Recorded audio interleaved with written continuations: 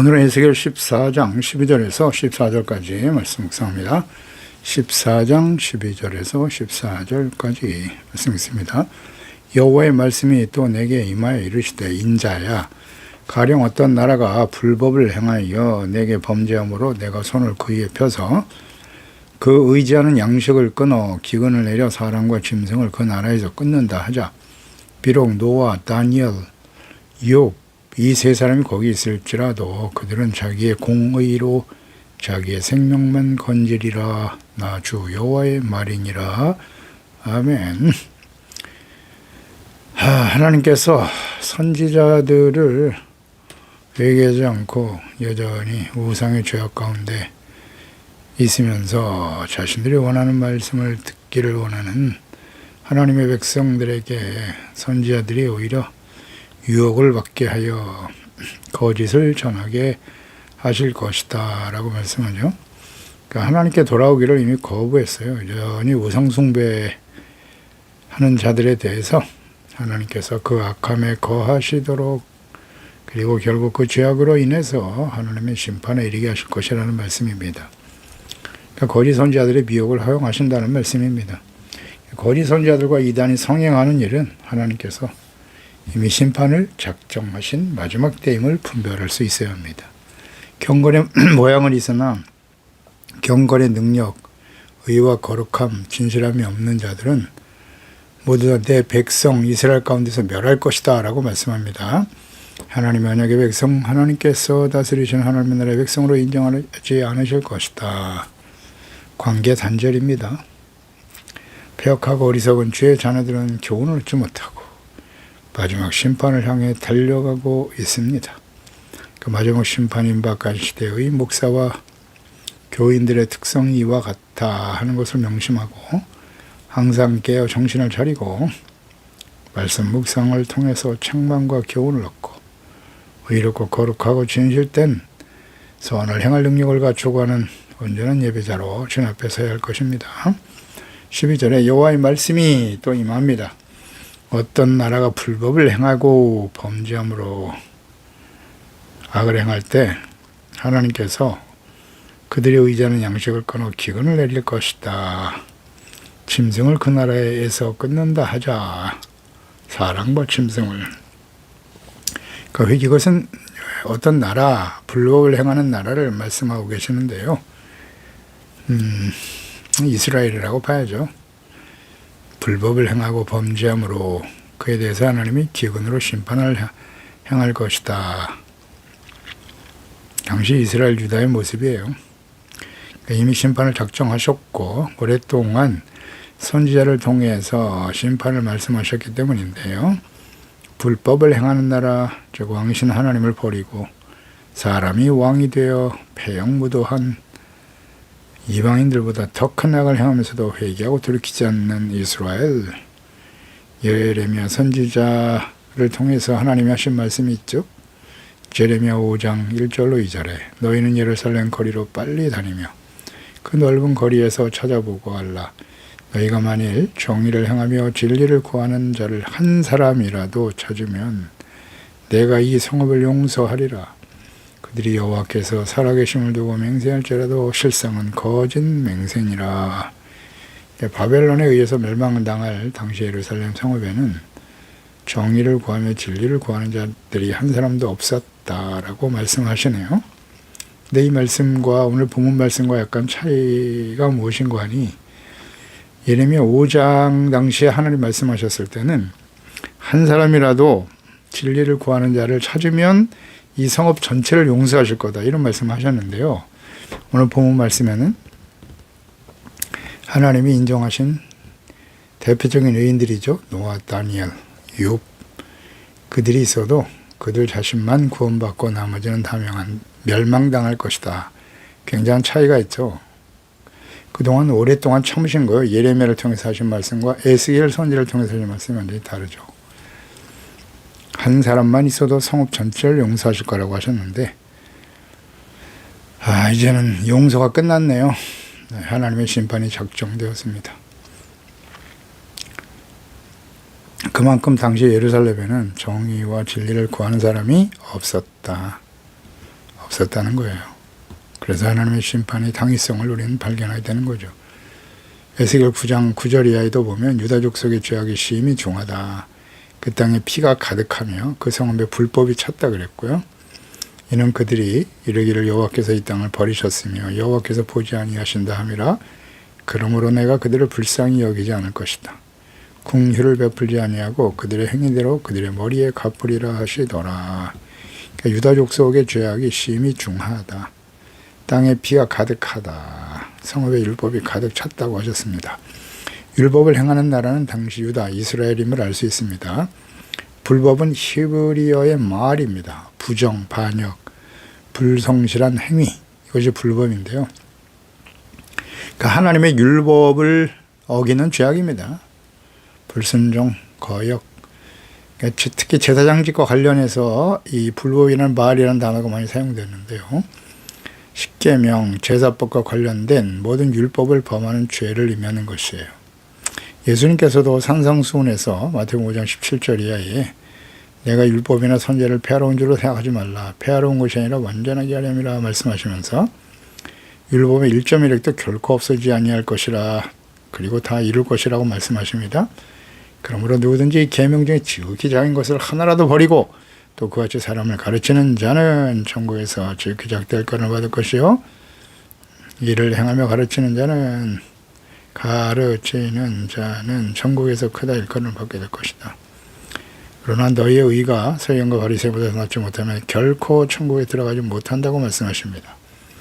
그러니까 십계명에 대해서 이제 예수님께서 재해석하고 더 엄격하게 적용하고 가르치시면서 마태복음 5장 21절 이하부터 율법에 대한 말씀을 가르쳐 주셨는데요. 옛사람에게 말한 바 살인하지 말라, 이 말씀을 듣게 되었는데 잘 알고 있지. 내가 너에게 이르노니 형제에게 노하는 자마다 심판을 받고 형제에 대하여 라가라 하는 자는 공회에 잡히고 미라는 놈이라 하는 자는 지옥불에 들어간다. 그러니까 살인하지 말라라고 하는 5계명을 시작으로 해서 구약의 율법을 엄격하게 그 의미를 설명하셨습니다. 가르쳐 주셨죠. 형제를 사랑하지 않는 것, 미워하는 것 자체가 살인이라고 하십니다. 그래서 이제 결론 부분에 마태복음 7장 21절이잖아요. 나더러 주여 주여 하는 자마다 다 천국에 들어가는 것이 아니다. 내 아버지의 뜻대로 들어가는 자라야, 행하는 자라야 들어간다라고 말씀하시죠. 근데 많은 사람들이 주님 앞에 나와서 내가 주님의 이름으로 선지자 노릇도 했고 귀신 쫓아내고 많은 권능을 행하지 아니하였나이까. 그때 내가 그들에게 밝히 말하되 내가 너희를 도무지 알지 못한다. 불법을 행하는 자들아 내게서 떠나 가라 하리라. 이 말씀하시잖아요. 주의 이름으로 귀신 쫓아내고 많은 권능을 행하고 선지자 노릇했어요. 내가 목사고 장로고 얼마나 많은 주님의 사역을 감당했는데요. 그랬더니 불법을 행하는 자들아 내게서 떠나라. 경건의 모양은 있었지만 불법을 행하고 돌이키지 않는 자들은 결코 천국에 들어갈 수 없다 라는 말씀 아닌가요? 그러니까 예수 그리스도를 믿고 구원받아 의롭다고 못하다 하나님의 자녀가 되었다, 목사가 되고 재직이 되고 오래 믿었고, 그게 중요한 게 아니고요. 불법을 행하는 자들은 떠난다고 떠나라고 하시잖아요. 천국에 못 들어간다고. 근데 우리는 이걸 너무 가볍게 생각하지 않아요? 예수 믿고 구원받았으면 그냥 불의를 행하고 악을 행하고 불법을 행해도 괜찮은 겁니까? 그렇게 가르치는 목사들, 또 삶을 통해서 자신들이 그걸 증명하고 있죠. 온갖 불의와 악을 행하면서 말이죠. 불법을 조장하고 자신들이 하는 것은 다 의롭다고 주장하잖아요. 괜찮은 거예요? 예수 믿고 구원받은 사람들이 불법을 행해도 괜찮은 겁니까? 하나님이 다 용서해 주십니까? 이렇게 가르친단 말이에요. 그리고 그렇게 살아요. 심각한 문제입니다, 이거. 그렇게 말하고 행동하는 거 다 거짓입니다. 가짜 목사예요. 가짜 크리스찬입니다. 하나님 말씀 앞에 책망을 듣고 회개하고 돌이켜야죠. 그러니까 불법에 대한 하나님의 강력한 의지를 깊이 묵상할 필요가 있습니다. 정말 심각하게 왜곡되어 있어요. 불법이 가득한 이스라엘에 하나님께서 기근으로 심판하실 것이다 라고 말씀하죠.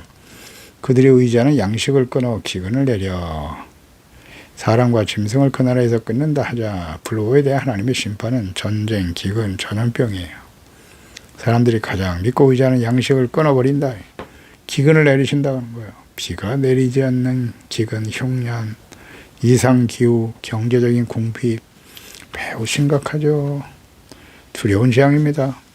가지고 있고 있는 자들에게는 큰 재앙이 아닌 것처럼 느껴질지 모르겠지만 너무나 이 기근, 양식이 끊어진다는 건 경제적인 궁핍은 엄청난 서민들에겐 재난이죠. 가족이 서로를 잡아먹는 처참한 일들이 벌어지기도 합니다. 이것은 바벨론의 공격 때만이 아니었어요. 바벨론이 공격할 때 예루살렘은 그런 처참한 일들을 이미 경험했고요. 그 이후에 바벨론 포로에서 돌아오고 성전을 다시 짓고 하나님을 바르게 섬기겠다고 시작했습니다만 시간이 흘러가면서 또다시 이전의 모습으로 돌아가죠. 그래서 하나님께서는 이제 사람이 왕이요 제사장 선지자가 아닌 하나님의 아들 예수 그리스도를 이 땅에 보내시잖아요. 왕으로 제사장으로 선지자로 하나님의 아들이 찾아오셨습니다. 근데 그 당시에 대제사장, 서기관, 장로, 거짓 목자들이죠.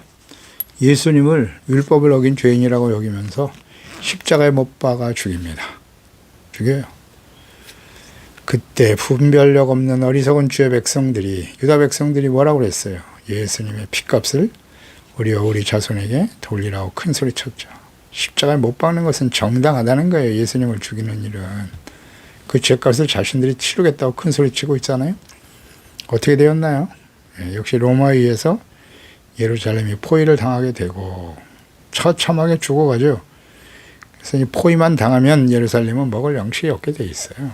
그래서 역사학자 요세푸스의 기록에 의하면 당시 탈주한 자 가운데 만네우스라는 사람이 로마의 황제인 티투스에게 설명한 바에 의하면 그가 경계하던 성문 하나를 통해 실려나간 시신이 무려 11만 5,889에 달했으며 총 시신은 60만 구에 이른다고 했어요.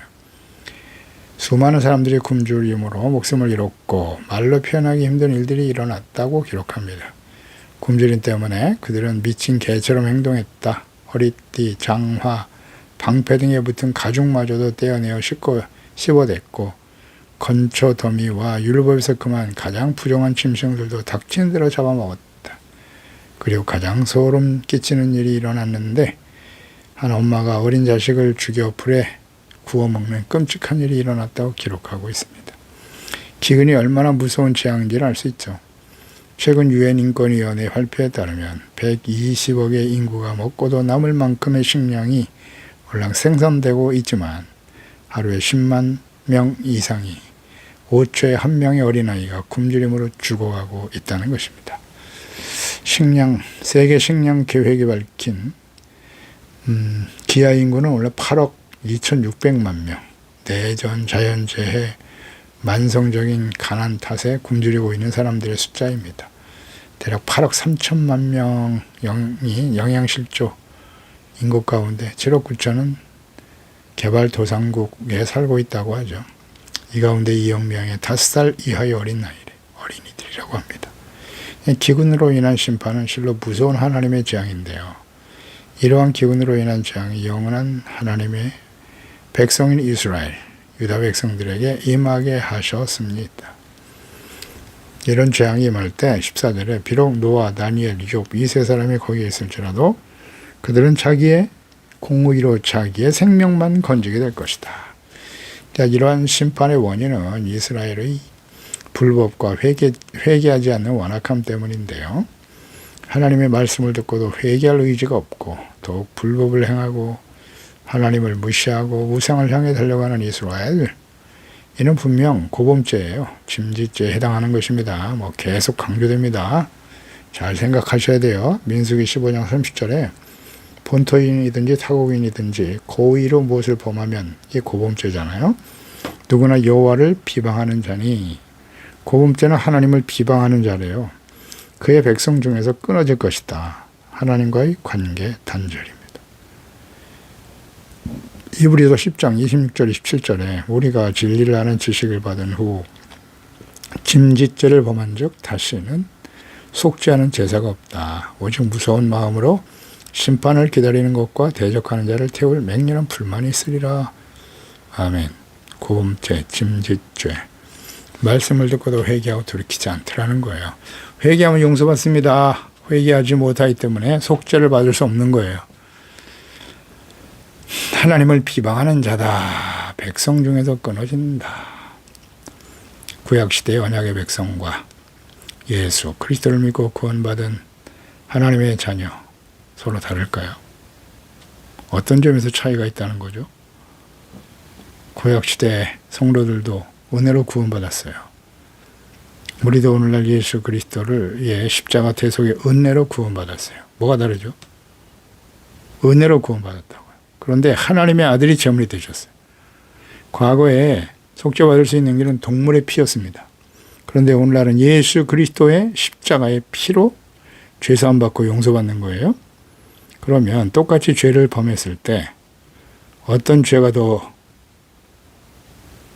형벌이 무거울까요? 동물의 피, 예수 그리스도 하나님의 아들의 피로 용서받은 사람과 동물의 피로 용서받은 사람 훨씬 더 가치 있고 존귀하죠. 이 신약시대의 성도들이. 그러나 범죄하고 돌이키지 않을 때 받을 형벌은 훨씬 더 클 것이다. 그렇지 않겠어요? 잘 생각해 보세요. 하나님께서 끊임없이 선지자를 보내 말씀을 듣게 하시고 회개하고 돌이켜 용서받을 수 있는 기회를 오래 참으시면서 주셨지만 마음이 완악하여 돌이키지 않고 우상을 선택하고 불법이 가득한 이스라엘 나라와 백성들에게 심판하시는 하나님, 그 심판이 작정된 이후 실행될 때 그 심판이 실행될 때는 긍휼이 없는 심판이 이루어지는 것입니다. 제레미야 21장 7절에 여호와의 말씀이니라. 그 후에 내가 유다의 왕 시드기야와 그의 신하들과 백성과 미 이 성읍에서 전염병, 칼, 기근에서 남은 자를 바벨론의 느부갓네살 왕의 손과 그들의 원수의 손과 그들의 생명을 찾는 자들의 손에 넘길 것이다. 그가 칼날로 그들을 치되 측은히 여기지 아니하며 긍휼히 여기지 아니하며 불쌍히 여기지 아니하리라 하셨느니라. 아멘입니다. 이렇게 주님께서 말씀하셨고 그대로 실행되었습니다. 긍휼 없는 심판이 성취될 때 비록 노아, 다니엘, 욥 이 세 사람이 거기서도 자기의 공의로 자기들의 생명만 건지게 될 것이다 라는 말씀하시네요. 하나님이 성경의 대표적인 의인 세 사람을 거명하셨네요. 노아, 다니엘, 욥. 이 세 사람은 정말 신실한 의인들이죠. 예. 그러니까 이 말씀을 통해서 보면 하나님의 속성과 뜻은 의인과 악인을 함께 심판하시지 않는다. 하나님은 의인은 살리시죠. 하나님께서 결코 의인과 악인을 함께 심판하시지 않습니다. 하나님께서 인정하신 의인 3명 노아, 다니엘, 욥인데요. 노아를 한번 볼까요? 창세기 6장 5절 이하죠. 하나님께서 사람의 죄악이 세상에 가득하다. 그 마음으로 생각하는 모든 계획이 항상 악할 뿐임을 아시고 땅 위에 사람 지으셨음을 한탄하셨다. 근심하시면서 내가 창조한 사람들을 지면에서 쓸어버릴 것이다. 가축과 기는 것과 궁중의 새까지 그리할 것인데 사람 지으신 것을 한탄하셨기 때문이다. 그러나 노아는 하나님께 은혜를 입었더라. 은혜를 입었고요. 그리고 노아는 의인이었고 당대의 완전한 자였다. 그는 하나님과 동행했다. 라고 기록하고 있잖아요. 악이 가득한 세상 심판을 작정하셨고 의인이었던 노아를 통해서 방주를 짓게 하시고 구원의 길을 제시하셨으나 짐승들만 방주에 들어가죠. 나머지 모든 사람들은 홍수로 인해서 멸망을 당합니다. 의인 노아가 구원을 받을 수 있었던 이유는 창세기 6장 22절이죠. 노아가 그와 같이 하여 하나님이 자기에게 명하신 대로 다 준행하였더라. 아멘. 노아에게 심판에 대한 말씀을 하셨어요. 왜냐하면 하나님이 노아를 의인으로 여기셨기 때문입니다. 그런데 노아가 하나님의 말씀을 듣고 다 준행했다 그랬어요. 만약에 하나님 말씀에 온전히 순종하지 않고 방주를 짓는 일을 게을리하였거나 혹은 하나님의 말씀대로 하지 아니하고 임의대로 방주를 지었다면 어떻게 되었을까요? 이게 중요한 겁니다. 의인 예수 그리스도를 믿고 의롭다함을 얻었어요. 은혜로 된 거예요. 노아도 역시 은혜를 입은 자였기 때문에 의인으로서 인정을 받은 것이고요. 그 이후에 방주를 지으라고 하는 주님의 말씀에 대해서 쉬운 일이 아니었습니다. 당시에 그 말씀을 순종하고 따르는 것은 수많은 사람들이 그를 비난하고 조롱하고 어리석은 자라 하였을 거예요. 심판이 임할 것이다. 듣지 않았습니다. 모욕과 많은 반대와 방해에 부딪혔을 것이고 그래도 끊임없이 순종했다. 온전히 순종한 노아. 그게 중요하지 않나요? 우리가 이 땅에서 예수 그리스도를 믿고 구원받아 의롭다함을 얻어 하나님의 자녀가 되고 예수 그리스도의 증인으로 살아가는 일, 하나님의 말씀대로 순종하며 살아가는 일은 쉽습니까? 어렵습니까? 어렵습니다. 악이 창궐한 세상 속에서 하나님의 말씀을 좇아 의롭고 거룩하고 진실되게 살아간다는 건 엄청난 박해와 시련과 불이익과 손해와 상처, 아픔을 당하는 일이에요. 쉽지 않습니다. 근데 그걸 마지막까지 순종했다는 거잖아요. 온전히 명령한 대로 준행하였더라. 이런 사람이 구원에 참여하게 된다는 거죠. 어떻습니까, 여러분? 잘 생각해 보세요. 예수 그리스도를 믿고 구원받으면 무조건 천국 가는 겁니까? 이거 참 잘못 가르치고 있어요. 잘못 알고 있다고요. 노아가 순종하지 않고 그 방주를 짓지 않았다면 어떻게 됐을까요? 좀 생각을 해보세요. 연결해서 묵상을 해보세요. 이스라엘 백성들이 애굽에서 구원받았습니다. 다 가나안 땅에 들어갔나요? 여호수아 갈렙 외에 기성세대 1세대는 다 죽었습니다. 그럼 무엇을 의미하는 거죠? 왜 죽었어요, 그들은? 똑같이 구원받았는데? 하나님이 구원하신 게 잘못된 겁니까? 하나님의 언약이 잘못된 건가요? 잘 생각하세요. 하나님의 뜻은 변하지 않아요. 이스라엘 백성들이 언약의 백성이잖아요. 열지파, 북이스라엘 열지파, 북이스라엘. 아수르에서 멸망당했어요. 유다 역시 바벨론에서 멸망을 당합니다. 왜 그렇게 됐죠? 왜 하나님의 백성들이 이방인들에게 짓밟히고 멸망을 당하나요? 하나님이 힘이 없으신가요? 구원의 능력이 없으신가요? 잘 생각하세요. 이 성경의 마지막, 역사의 마지막이 왜 요한계시록 심판일까요? 예수님의 재림과 마지막 심판, 요한계시록은 지구 전체죠. 모든 사람들에게 임할 하나님의 심판이에요. 그래서 예수님께서도 마태복음 24장 37절에 노아의 때와 같이 인자의 임함도 그러하리라. 예수님의 재림과 마지막 심판 때가 노아의 때와 같을 것이라고 하셨어요. 충분한 기회가 주어지지만 문이 닫혀버리면 멸망당하는 거예요. 마지막 순간까지 어때요? 사람들이 회개하지 않더라는 거예요. 이 요한계시록의 심판, 인류에 일어날 마지막 심판인데요. 이 심판에 교회가 의롭고 거룩한 하나님의 자녀들이 심판을 받을까요? 받지 않을까요? 의인이 악인들이 당하는 심판에 참여하지 않는 것이 하나님의 공의의 속성이에요. 맞죠? 노아와 다니엘, 욥, 하나님께서 인정하신 의인들은 구원을 받을 것이라고 하셨습니다. 그래서 예수님의 재림은 추수하기 위해서 오신다. 알곡과 가라지를 구분하시는 거예요. 악인과 의인이 함께 심판받을 수 없어요. 그건 아주 분명하죠. 마태복음 13장 30절 둘 다 추수 때까지 함께 자라게 두라. 추수 때에 내가 추수꾼들에게 말하기를 가라지는 먼저 거두어 불사르게 단으로 묶고 곡식은 모아 내 곡간에 넣으라 하리라. 마태복음 13장 40절이잖아요. 그런즉 가라지를 거두어 불에 사르는 것 같이 세상 끝에도 그러하리라. 맞습니다. 교회 안에 이 세상이 크게 보면 이 세상이죠. 알곡과 가라지가 있다. 예수 그리스도를 믿고 구원받아 하나님의 자녀가 된 참된 의인들이 있는가 하면 그렇지 못한 복음을 거부한 자들이 있을 것이고 교회 안에도 있다는 거예요. 알곡과 가라지가 있습니다.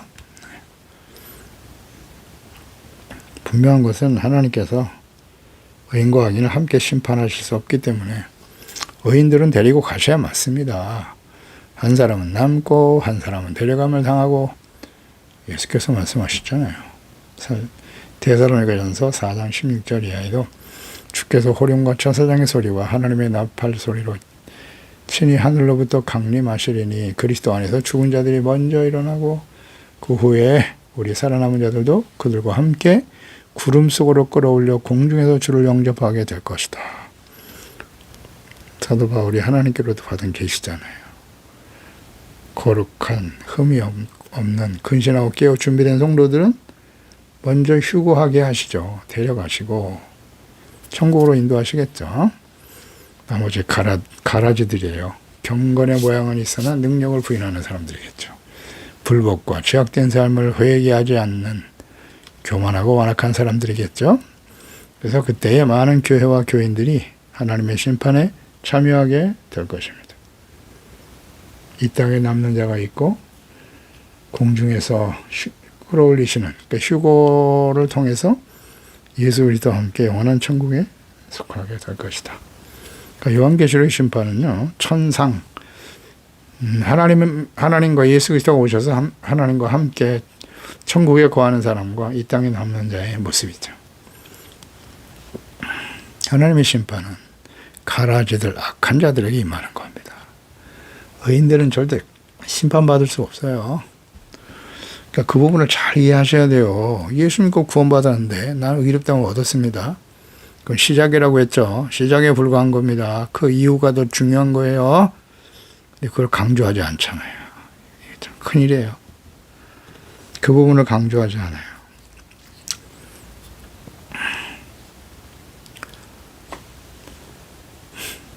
경건의 능력을 부인하고 불법과 죄악된 삶을 회개하지 않는 교만하고 완악한 자들. 그래서 자신들의 죄를 깨닫고 회개하고 예수 그리스도를 믿어 의롭다함을 얻고 구원받아 하나님의 자녀가 된 이후 말씀을 주야로 묵상하면서 성령님의 인도하심을 따라 죄를 버리고 불법을 버리고 회개하고 씻음받고 용서받아야죠. 죄와 악한 원수 마귀와 싸워서 이겨야죠. 그래서 성령의 열매를 맺고 빛을 맺으며 살아가는 근신하고 깨어있는 의인들은 심판에 참여하지 아니하고 영광스러운 모습으로 주님 앞에 서게 될 것입니다. 기도하겠습니다. 하나님 아버지요, 오늘도 주의 말씀을 통해서 하나님께서 심판하시는 과정에서 하나님의 자녀 백성들이지만 불신자들보다 이방인들보다 더 심각한 불법과 악이 성행하고 있었습니다. 끊임없이 선자를 보내 회개하고 용서받을 수 있는 길을 여시고 기다리셨지만 그들은 끝까지 하나님의 사랑과 자비와 긍휼을 거부했죠. 그래서 긍휼 없는 심판이 시작될 것이다. 그 심판이 시작될 때는 노아나 혹은 다니엘과 욥과 같은 의인이 있어도 그들 때문에 그 성읍이 심판을 받지 않는다고 하셨던 과거와는 달리 마지막 하나님의 심판의 때에는 의로운 사람만이 홀로 구원을 받을 수 있고 나머지는 심판에 떨어지게 될 것이다 라는 말씀을 하십니다. 하나님의 뜻을 잘 분별하게 깨닫게 하시고 주님 오시는 그날에 우리의 소중한 이 말씀을 듣고 있는 지체와 가족들, 자녀들만큼이라도 근신하고 깨어있게 하시고 하나님의 말씀을 주야로 묵상하며 우리의 죄악된 모습을 버리고 예수 그리스도의 보혈로 씻음받고 용서받고 착함, 의로움, 진실함, 성령의 열매를 맺으며 하나님께 영광을 돌리고 주님 오실 그날을 사모하면서 거룩한 행실과 경건함으로 주님 앞에 흠이 없고 점도 없는 청결한 하나님의 자녀들이 되어서 주님 오시는 날 칭찬과 존귀와 영광을 얻는 자들이 다 되게 하소서. 예수님의 이름으로 기도드리옵나이다. 아멘.